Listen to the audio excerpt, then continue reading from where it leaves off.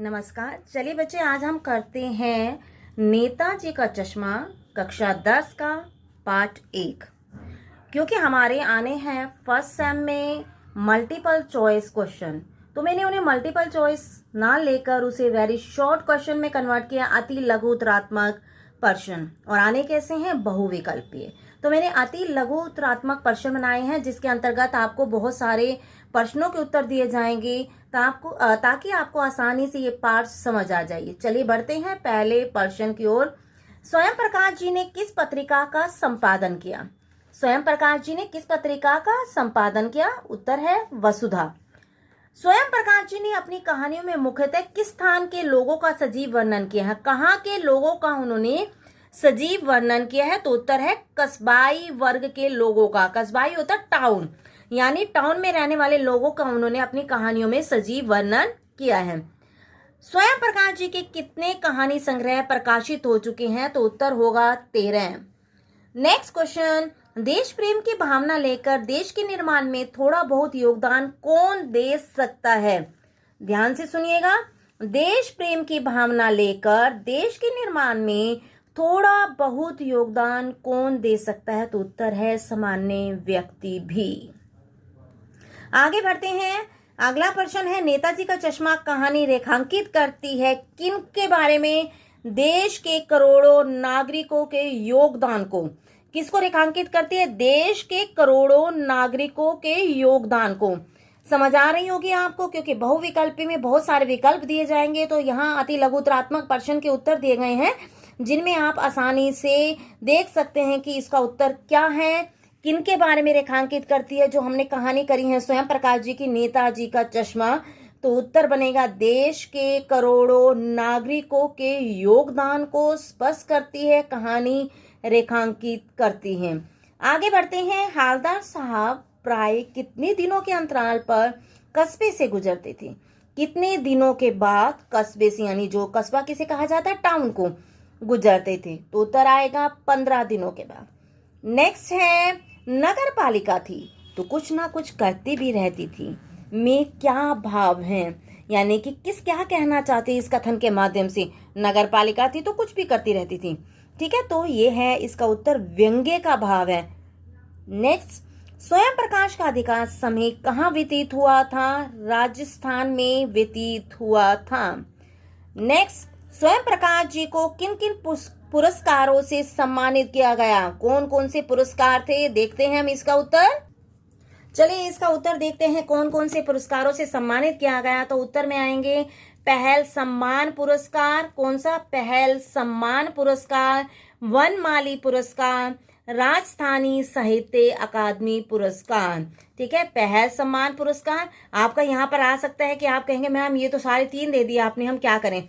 तो बहुविकल्प में हो सकता है कि आपको भारत रत्न आ जाए, खेल रत्न आ जाए, या आपका आएगा पहल सम्मान पुरस्कार। तो आपको पता होना चाहिए कि कौन कौन से हुए थे। पहल सम्मान पुरस्कार, वन माली पुरस्कार, राजस्थानी साहित्य अकादमी पुरस्कार। आगे देखते हैं, कस्बे में पक्के कहलाने लायक कितने मकान थे? पक्के कहलाने लायक, ठीक है, तो इसका उत्तर आएगा कुछ ही मकान थे जो पक्के कहलाने लायक थे। स्थानीय कला अध्यापक ने कितने समय में मूर्ति बनाकर पटक देने का विश्वास दिलाया? कि पटक देने का मतलब हो गया कि कितने समय में मूर्ति बनाकर यहाँ पर स्थापित कर देगा। तो इसका उत्तर होगा 1 मास में उसने मूर्ति बनाकर पटक देने का विश्वास दिलाया। नेक्स्ट, नेताजी की मूर्ति कैसी दिखाई देती थी? नेताजी की मूर्ति बनाई गई थी, वो कैसी दिखाई देती थी? तो आप इसका उत्तर है कुछ कुछ मासूम, कुछ कुछ कमसीन। चलिए आगे देखते हैं, किस बात को लेकर हालदार साहब का कौतूहल दुर्दमनीय हो उठा? यहाँ दुर्दमनीय का मतलब होता है कि दो दबाया ही ना जा सके। दुर्दमनीय मतलब जो दबाया नहीं जा सके। कौतूहल होता है जानने की इच्छा, जो जानने की इच्छा थी वो दबाई नहीं जा सकती थी। ऐसी कौन सी बात थी? बार बार मूर्ति का चश्मा बदल जाना, कैसे बदल जाता है, कौन बदल देता है, ये जानने की इच्छा उनके हालदार साहब की वो दबाई ना जा सकी और जानने के लिए वो व्यथित हो गए। नेक्स्ट है, मूर्ति पर चश्मे का ना होना पान वाले के लिए कैसी बात थी? जब चश्मा नहीं होता तो उसके लिए कैसी बात थी? तो ये मजेदार बात थी। हालदार साहब किसकी देशभक्ति के आगे नतमस्तक थे? कैप्टन की। कैप्टन की संपत्ति क्या थी?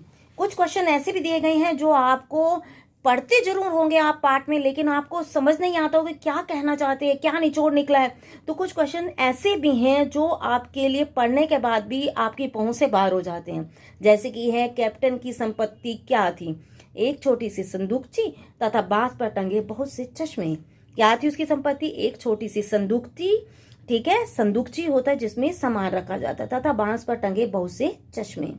आगे बढ़ते हैं। कैप्टन अपने चश्मे किस प्रकार बेचता था? कैसे बेचता था? दुकान थी उसकी या फेरी? तो आप कहेंगे फेरी लगाकर। कितने समय तक हालदार साहब मूर्ति के बदलते चश्मे को देखते रहे? कितने समय तक जो मूर्ति पर चश्मे बदलते उन्हें देखते रहे? उत्तर होगा 2 साल तक। आगे बढ़ते हैं। कैप्टन की मृत्यु के बारे में बताते समय पान वाले की आंखों का भर आना उनकी यानी कि उसकी किस विशेषता को प्रकट करता है? उत्तर आएगा संवेदनशीलता, देशभक्ति और पश्चाताप की भावना। ठीक है, आपका हो सकता है कि एक आ जाए उसकी मजाक की भावना या संवेदनशीलता की भावना या देश के ना सम्मान करने की भावना, तो आप लिखेंगे संवेदनशीलता। और अगर तीनों में से कोई और पॉइंट आ जाता तो वो भी लिख सकते हैं, संवेदनशीलता, देशभक्ति की भावना और पश्चाताप की भावना। पश्चाताप की भावना कहाँ से पता चलती है? जब वो कहता है वो लंगड़ा क्या जाएगा फौज में, तो उसे यूं लगता है कि ये लंगड़ा ये क्या फौज में जाएगा, मजाक उड़ाता है। लेकिन जब उसकी मृत्यु हो जाती है तो उसे पश्चाताप होता है कि हाय उसने ये शब्द क्यों कहे थे। आगे बढ़ते हैं। हालदार साहब कंपनी के काम से उस कस्बे से कितने दिनों के बाद निकलते थे? 15 दिन बाद। चलिए आगे बढ़ते हैं। कस्बे में किस चीज का छोटा सा कारखाना था? सीमेंट का, और एक ही सीमेंट का कारखाना था। पहली बार नेताजी की प्रतिमा पर कैसा चश्मा था? सामान्य काले फ्रेम का। कैसा चश्मा था? सामान्य लेकिन काले फ्रेम का। दूसरी बार जब हालदार साहब ने देखा तो चश्मे का फ्रेम किसका था? गोल था, तार का, गोल और तार का। पहला था सामान्य काले फ्रेम का, और यहाँ पर ये भी लगा सकते हैं चौरस था।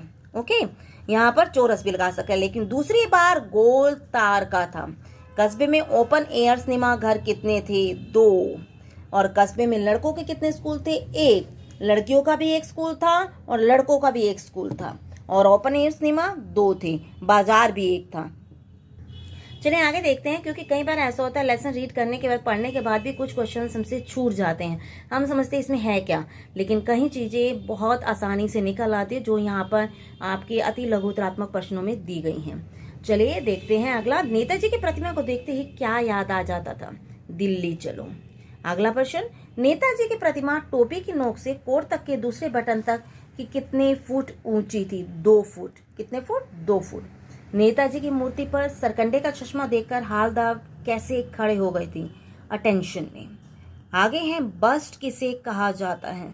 जो मूर्ति सिर की टोपी से लेकर छाती तक होती है, ठीक है, छाती तक की मूर्ति को बस्ट कहते हैं। यानी कि आप ये भी लगा सकते हैं, सिर की टोपी से लेकर कोट के दूसरे बटन तक जो होती है मूर्ति, हम जिसे कह सकते हैं छाती तक मूर्ति, या सिर की टोपी से लेकर कोट के दूसरे बटन तक की जो मूर्ति होती है उसे बस्ट कहा जाता है।